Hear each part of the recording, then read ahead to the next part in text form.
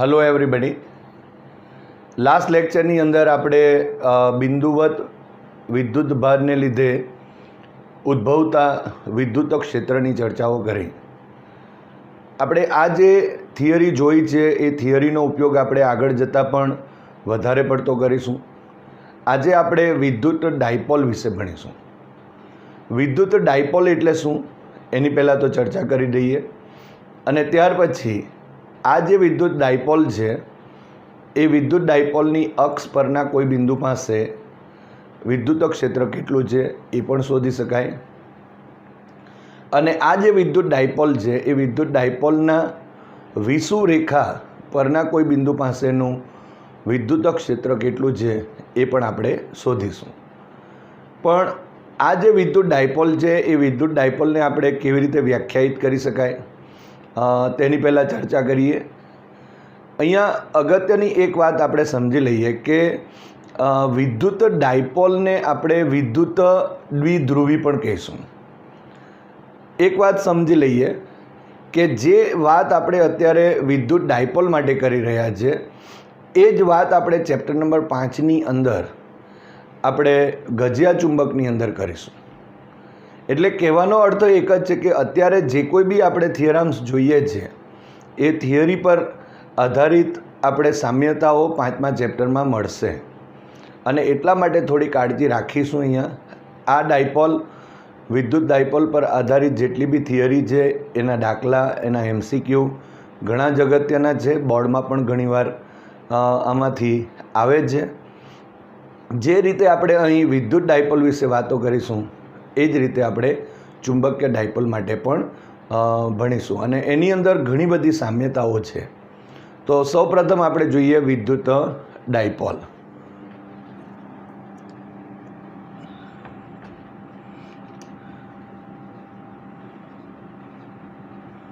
વિદ્યુત ડાયપોલ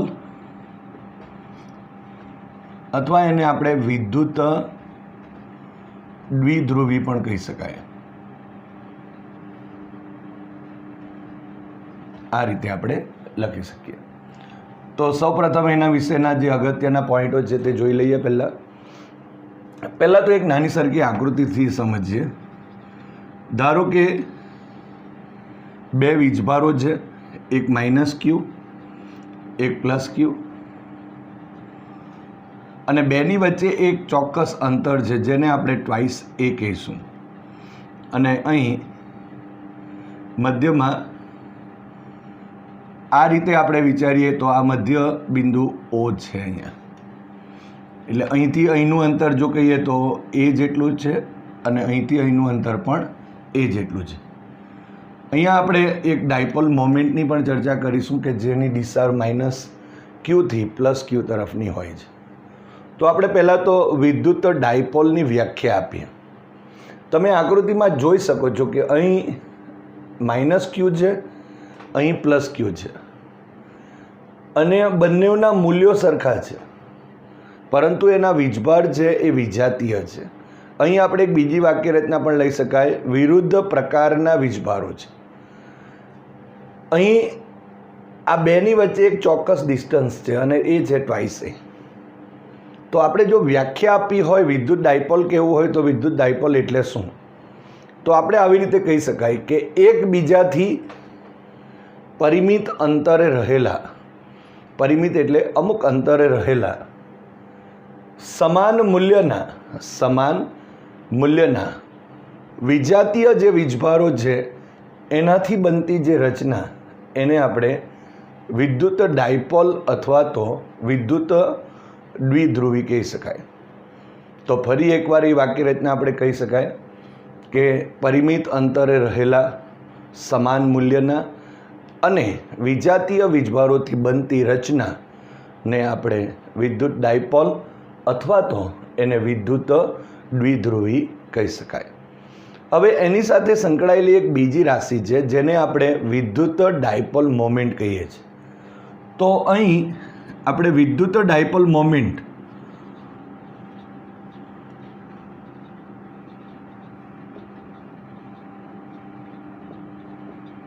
એને આપણે P વડે દર્શાવીએ છીએ = Q અને ટ્વાઇસ A।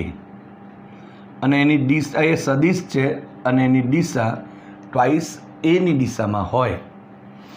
અહીંયા ટ્વાઇસ એ જે છે એને ડાયપોલની લંબાઈ કહેવામાં આવે અને એની દિશા ઋણ વીજભારથી અહીં ધન વીજભાર તરફની હોય.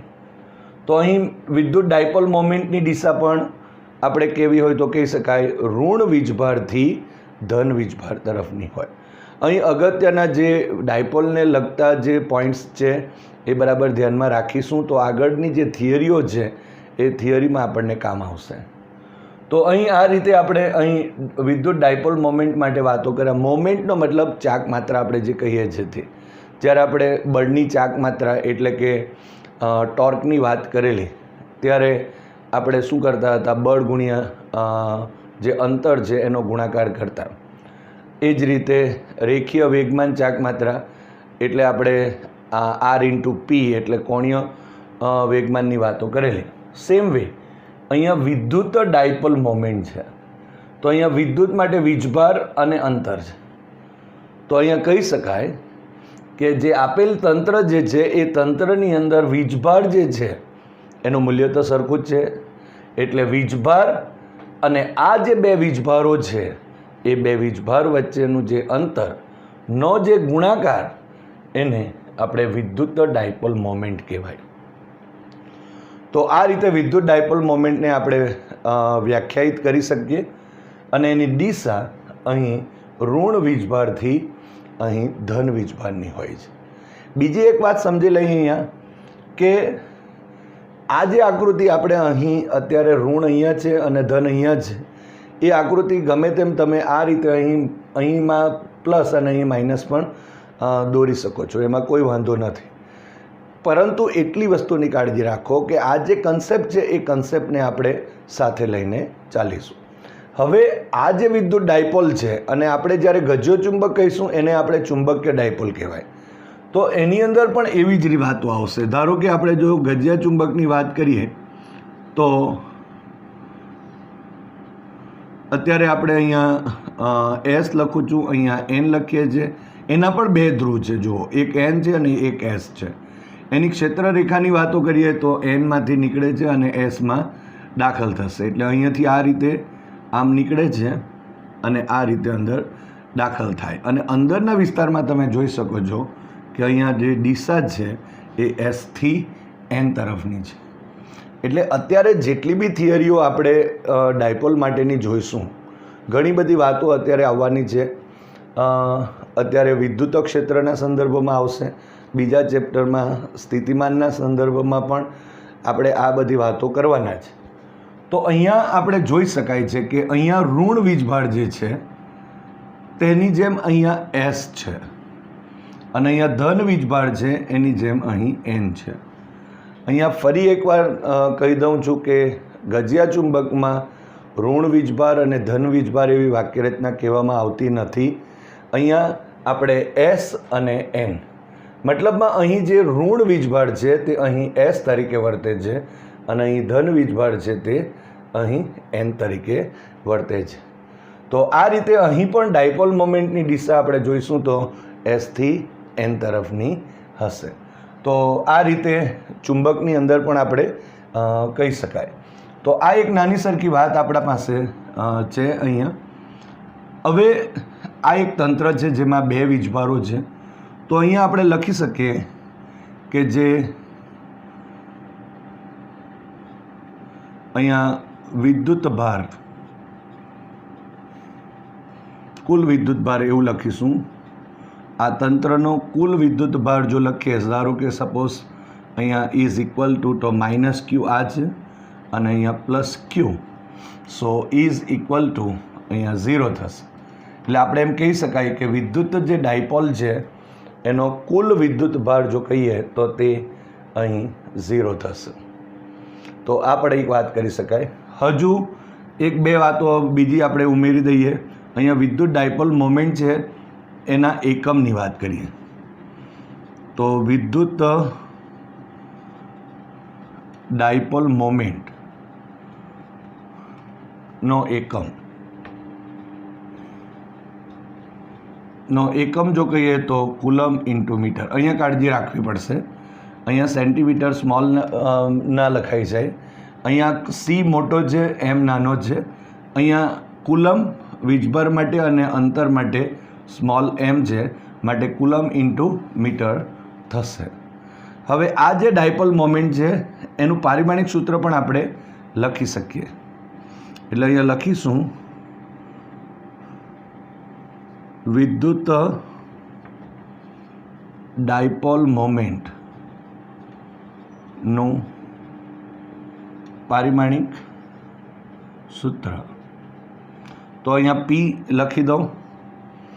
હવે વીજભાર છે તો વીજભાર માટે આપણે જાણીએ છીએ A1 અને T1, કારણ કે I is equal to Q by T લખીએ તો Q ઇઝ ઇક્વલ ટુ આપણે IT લખતા હતા, એટલે એ રીતે આપણે અહીંયા Q is equal two IT, તો I માટે A1 અને સમય માટે T1 અને અંતર માટે લખીએ તો અહીં L1 થશે. તો આ રીતે આપણે અહીં જે પારિમાણિક સૂત્ર છે એ P માટે ઇઝ ઇક્વલ ટુ અહીં M0 લખી દઉં, L1 છે, પછી T1 છે અને A1 થશે. તો આ રીતે આપણે અહીં વિદ્યુત ડાયપોલ મોમેન્ટનું પારિમાણિક સૂત્ર લખી શકીએ. હજુ પણ એક વાત કહું છું સાથે સાથે કે 11 સાયન્સમાં જે રીતે આપણે પારિમાણિક સૂત્રોનો આપણે વિભાગ જોયેલો છે, તો એના સૂત્રો વ્યવસ્થિત તૈયાર કરવાના કે જેના લીધે 12 સાયન્સની અંદર આવતી જે ભૌતિક રાશિઓ છે એના માટે આપણે પારિમાણિક સૂત્ર એના એકમ વિશેની વિસ્તારથી ચર્ચા કરી શકાય. 12 સાયન્સની ટેક્સ્ટની અંદર ઘણી બધી એવી પારિમાણિક સૂત્ર એકમોની વાતો આપેલી હોતી નથી અને એટલા માટે આપણે આ રીતે મેળવવું પડશે. અને એટલા માટે અગત્યના જે મૂળભૂત જે એકમો છે એનો અને મૂળભૂત રાશિઓ છે એના જે પારિમાણિક સૂત્ર છે તે વ્યવસ્થિત તૈયાર કરી રાખવા. ઓકે, તો અહીંયા આપણે વિદ્યુત ડાયપોલની વાતો કરી. એકવાર વ્યાખ્યા આપી દઉં ફરીથી કે એકબીજાથી પરિમિત અંતરે રહેલા સમાન મૂલ્યના અને વિજાતીય વીજભારોથી બનતી રચના એને આપણે અહીં વિદ્યુત ડાયપોલ કહીશું અને એને વિદ્યુત દ્વિધ્રુવી પણ કહેવાય. એની ડાયપોલ મોમેન્ટ અહીં P is equal to Q into twice છે અને એની દિશા ઋણ વીજભારથી અહીં ધન વીજભારની હોય છે. એનો કુલ વિદ્યુતભાર જે તંત્ર છે એનો એ 0 છે. એનો એકમ કુલમ ઇન્ટુ મીટર અને એનું પારિમાણિક સૂત્ર M0, L1, T1 અને A1 જેટલું થાય છે. હવે બિંદુવત વીજભારને લીધે ઉદ્ભવતું વિદ્યુત ક્ષેત્ર એ આપણે જાણીએ છીએ E is equal to KQ divided by R². તો આ જે સૂત્ર છે એ સૂત્રની અંદર આપણે એ પણ ચર્ચાઓ કરેલી છે કે જો ધારો કે વીજભાર જો પ્લસ હોય એટલે કે Q ઇઝ ગ્રેટર દેન 0 હોય તો જે ક્ષેત્ર છે એની દિશા એ દૂર તરફ બહારની તરફ હશે અને જો Q ઇઝ લેસ દેન 0 એટલે કે ઋણ હશે તો ક્ષેત્રની દિશા એ વીજભાર તરફની એટલે કે અંદરની તરફ હશે. તો આ ચર્ચાઓ આપણે કરેલી જ છે, કારણ કે આપણે હવે જે નેક્સ્ટ થિયરી જોવાના છે એ વિદ્યુત ડાયપોલને લીધે તેની અક્ષ પરના કોઈ બિંદુ પાસે જે વિદ્યુત ક્ષેત્ર કેટલું છે એ શોધીશું. તો એના માટે આપણે પ્લસ Qના લીધે પણ એક વિદ્યુત ક્ષેત્ર હશે અને સાથે સાથે ઋણ વીજભારને લીધે પણ એક વિદ્યુત ક્ષેત્ર હશે. તો બેનો સરવાળો સદિશ સરવાળો કરવો પડશે. તો તે આપણે અહીં સરવાળા કરવા માટે બિંદુવત વીજભારને લીધે ઉદ્ભવતું જે વિદ્યુત ક્ષેત્ર છે એના સૂત્રની જરૂર પડશે, એટલે KQ ડિવાઇડેડ બાય R² મુજબ. તો અહીંયા જોઈ લઈએ. પહેલાં તો ડાયપોલના લીધે છે એટલે ડાયપોલ આપણે દોરી દઈએ અને એની અક્ષ પરના કોઈ એક બિંદુ પાસે વિદ્યુત ક્ષેત્ર કેટલું છે એ આપણે શોધીએ. તો પહેલાં આકૃતિ જોઈ લઈએ. ધારો કે અહીં આપણે માઇનસ Q લખી દીધું છે, અહીંયા ધારો કે આ પ્લસ Q છે, આ અહીં એનું મધ્યબિંદુ છે, ડાયપોલનું કેન્દ્ર કહેવાય આ, જેને આપણે O વડે દર્શાવીએ.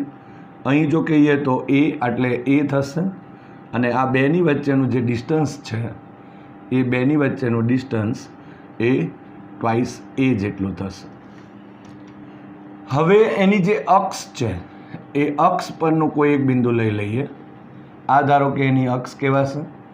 એની અક્ષ પરનું કોઈ એક બિંદુ ધારો કે આટલે લઈએ. આ બિંદુનું નામ આપી દઈએ આપણે પી, જેનું અહીંથી અંતર જે આપણે બતાવીશું એ અહીં ઓથી અંતર, ડાયપોલનું જે કેન્દ્ર છે ત્યાંથી એનું અંતર ધારો કે આર જેટલું છે. હવે આ જો આર જેટલું હોય તો પ્લસ ક્યુથી એનું અંતર કેટલું? તો પ્લસ ક્યુથી અંતર એટલે આટલું થશે.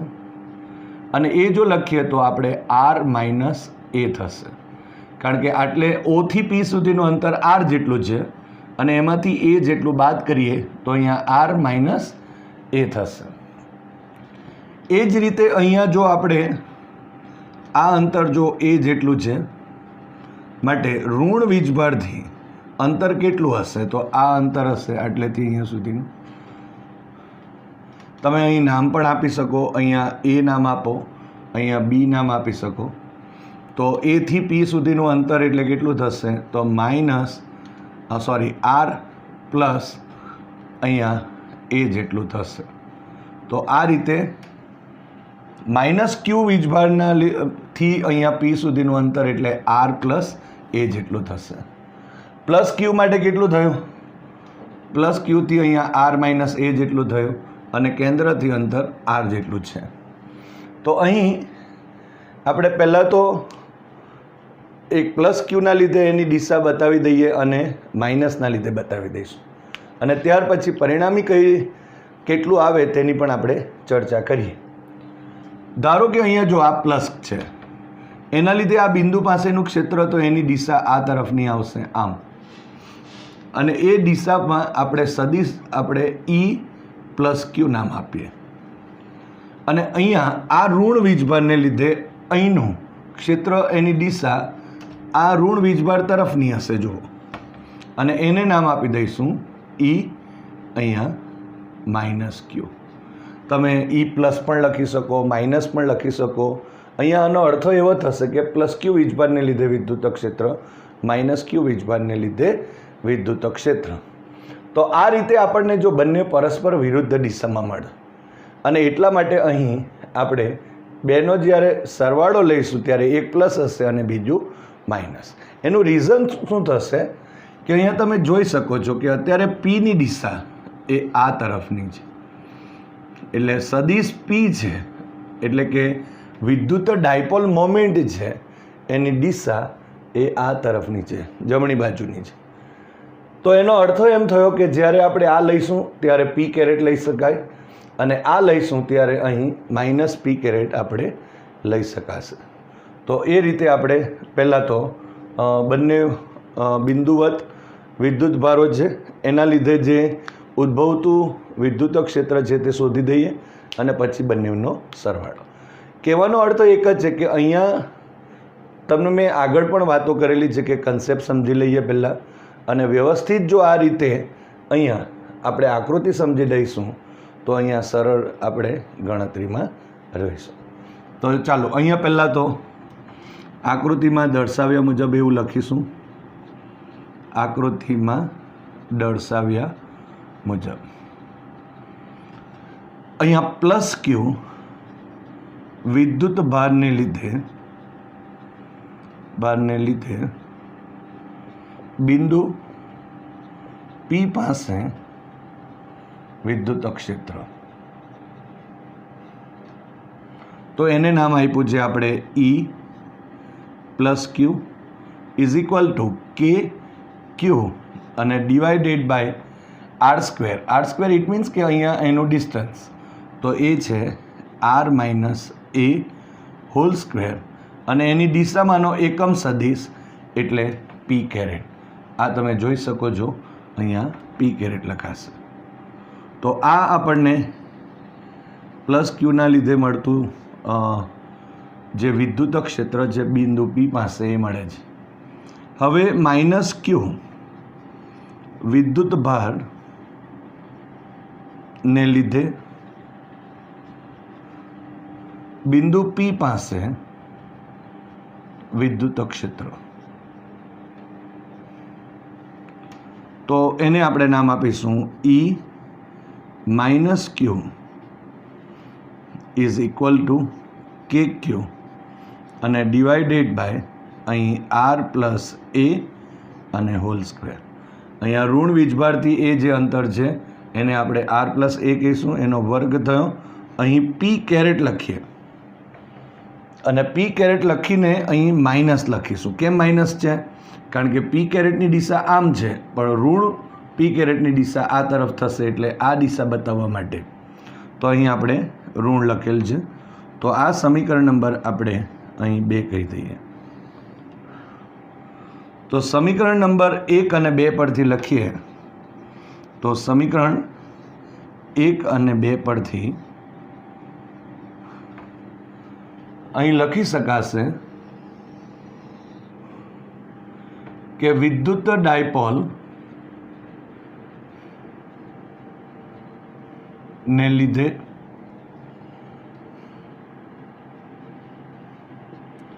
તેની અક્ષ પરના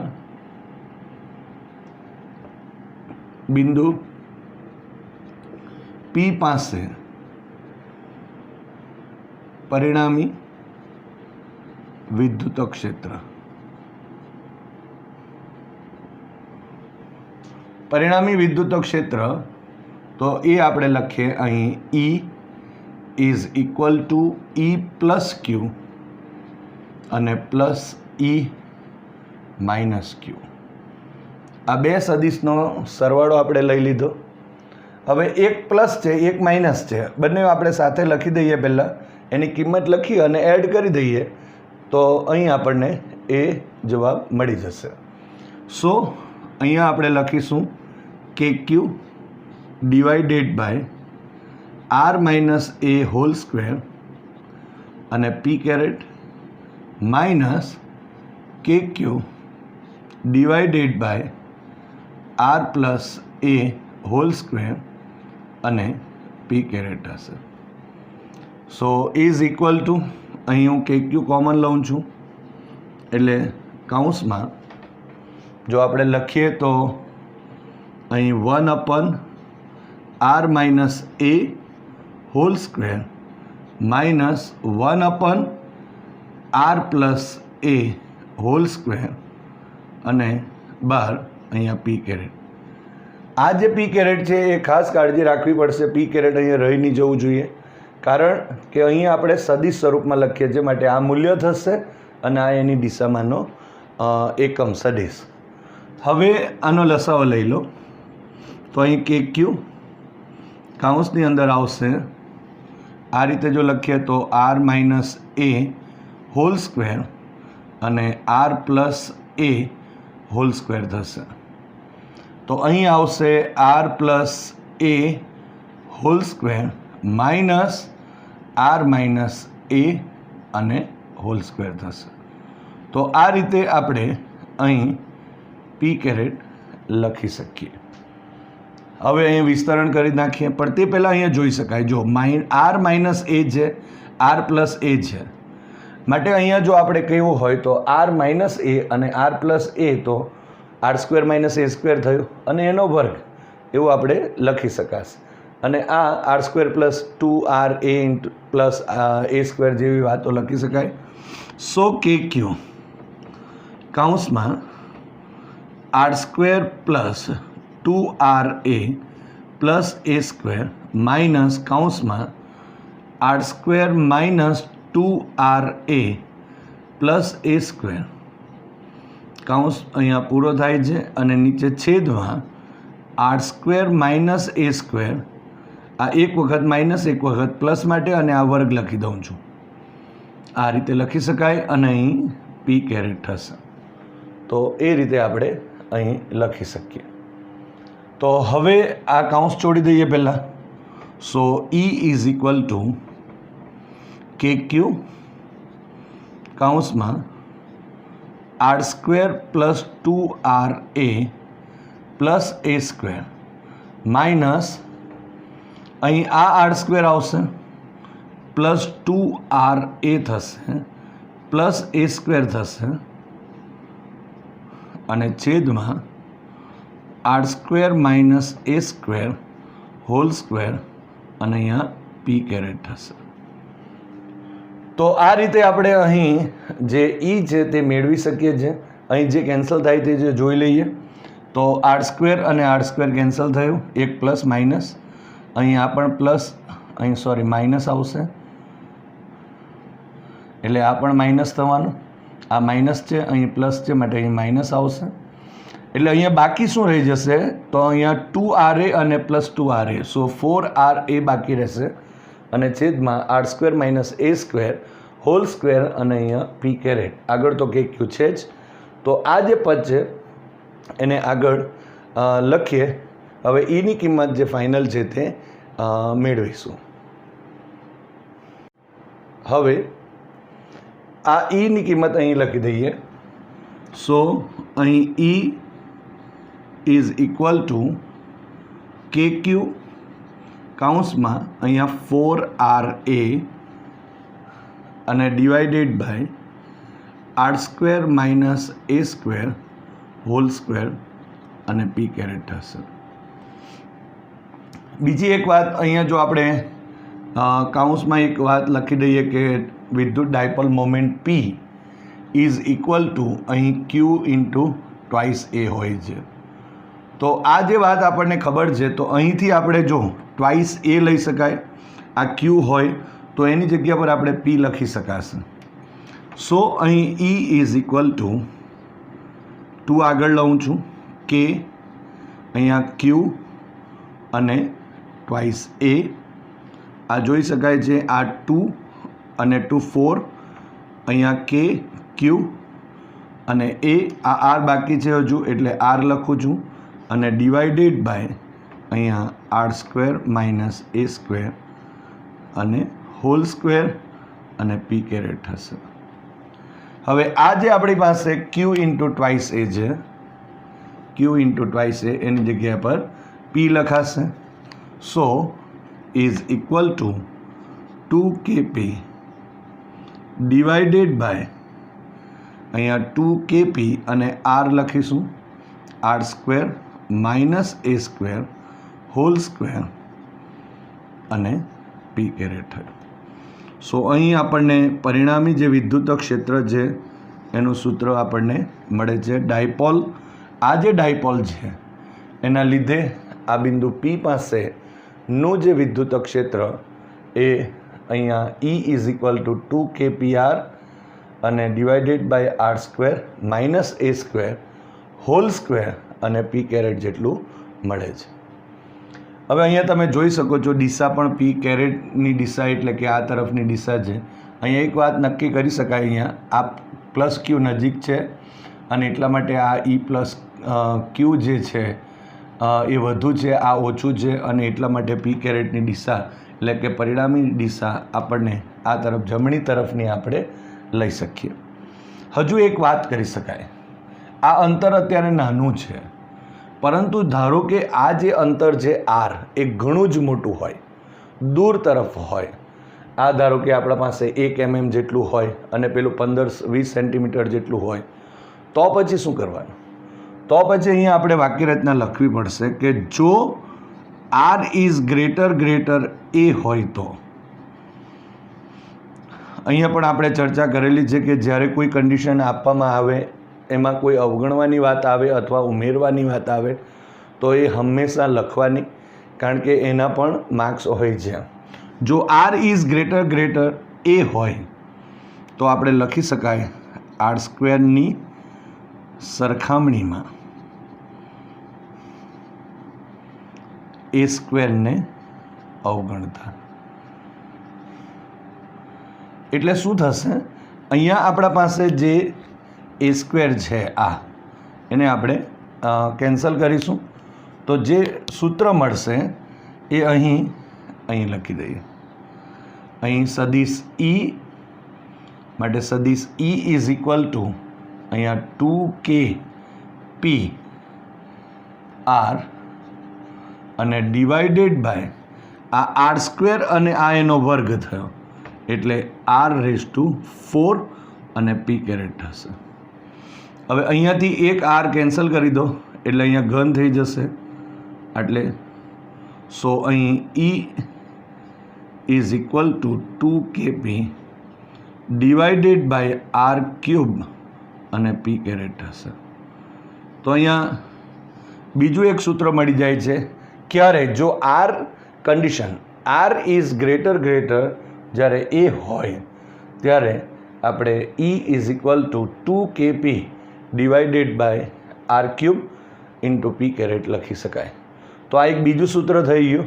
પણ આ કન્ડિશનનો ઉપયોગ ક્યારે કરી શકીએ આપણે? કે જ્યારે આ જે આપણા પાસે એની કિંમત છે એના કરતાં આરની કિંમત ઘણી જ મોટી હોય તો. એટલે આ કન્ડિશન હોય તો આપણે આનો ઉપયોગ કરી શકાશે. અને આ જે છે એ આપણે કહી શકાય કે જે વિદ્યુત ડાયપોલ છે એના લીધે એની અક્ષ પરના કોઈ બિંદુ પાસેનું વિદ્યુત ક્ષેત્ર અથવા તો એના ડાયપોલના કેન્દ્રથી r જેટલા અંતરે આવેલા અક્ષ પરના કોઈ બિંદુ પાસેનું વિદ્યુત ક્ષેત્ર 2kpr divided by r² minus અહીંયા r² minus a² whole square અને p કેરેટ જેટલું હોય, જેની દિશા અહીંયા જે વિદ્યુત ડાયપોલ મોમેન્ટની જે દિશા છે એ દિશામાં છે એમ કહી શકાય. તો આ રીતે આપણે અહીં વિદ્યુત ડાયપોલ જે છે એના લીધે અક્ષ પરના બિંદુ પરનું વિદ્યુત ક્ષેત્ર શોધી શકીએ.